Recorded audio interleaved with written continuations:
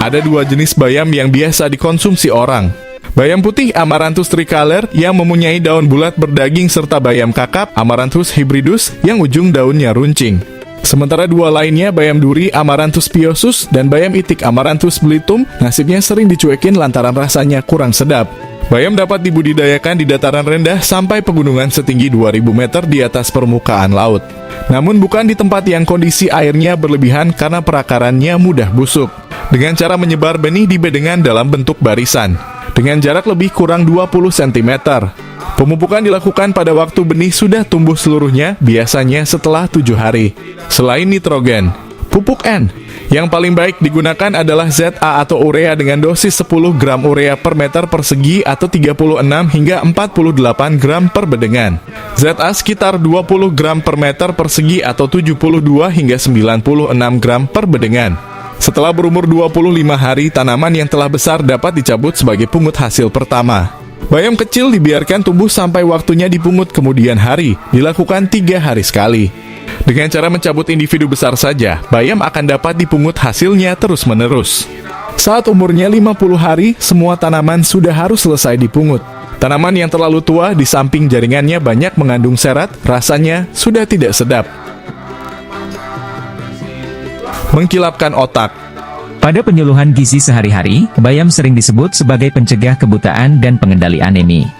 Hal ini karena bayam kaya akan karotin, bakal vitamin A, dan besi, yang memang andal menangkal situasi tersebut. Namun orang sering lupa bahwa tanaman ini pun sebetulnya memiliki unsur lain yang juga bisa dijagokan, yaitu vitamin C dan K, menadion. Terutama pada fase perkembangan, unsur-unsur tersebut akan berkolaborasi, mengkilapkan otak anak. Jika karotin, yang keaktifannya disamakan dengan vitamin A, terkait dengan sintesis protein dan DNA, sedangkan besi merupakan mikroelemen esensial, berperan penting pada beragam reaksi biokimia. Terdapat dalam enzim-enzim yang bertanggung jawab untuk pengangkutan elektron, sitokrom, pengaktifan oksigen, oksidase dan oksigenase, dan pengangkutannya, hemoglobin, mioglobin, rupanya memiliki pengaruh dalam proses mielinasi, pembungkusan urat saraf, serta fungsi neurotransmitter, melalui pemolesan reseptor saraf dopamin, yang berperan dalam kepekaan, daya konsentrasi, daya ingat, dan kemampuan lainnya. Soal kehebatan zat besi ini, Sunita Almatsiar dalam Prinsip Dasar Ilmu Gizi, menuliskan hasil penelitian web dan OSCE, yang dilakukan pada 193 siswa sekolah menengah pertama berumur 12 hingga 14 tahun di Philadelphia, Amerika Serikat, di mana 92 siswa yang dijadikan sampel diketahui menderita anemik, sementara sisanya, normal. Dari penelitian tersebut didapati bahwa siswa anemik ternyata memiliki skor lebih rendah dalam tes daripada kelompok non-anemik. Begitu juga ketika anak-anak tersebut diuji dalam kemampuan menceritakan kembali hal-hal yang secara visual diperlihatkan pada mereka. Kelompok anemik membutuhkan waktu lebih lama, 4,08 detik, daripada kelompok non-anemik, 1,81 detik, untuk dapat menceritakan kembali apa yang sebelumnya telah diperlihatkan itu.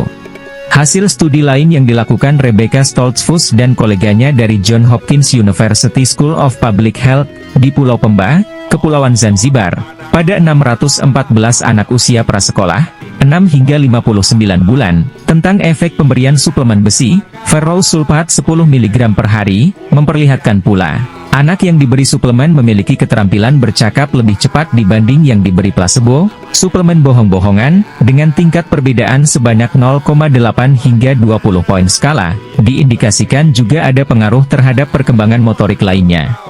Sementara vitamin C, selain berperan dalam reaksi mendukung otak memanfaatkan protein dan B kompleks untuk pembentukan sel, mielin, dan neurotransmitter, bermanfaat juga dalam kemampuan tubuh menyerap besi.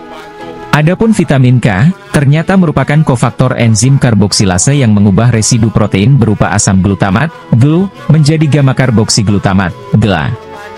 GLA protein diduga memiliki peran dalam metabolisme sulfatida yang diperlukan untuk pengembangan otak.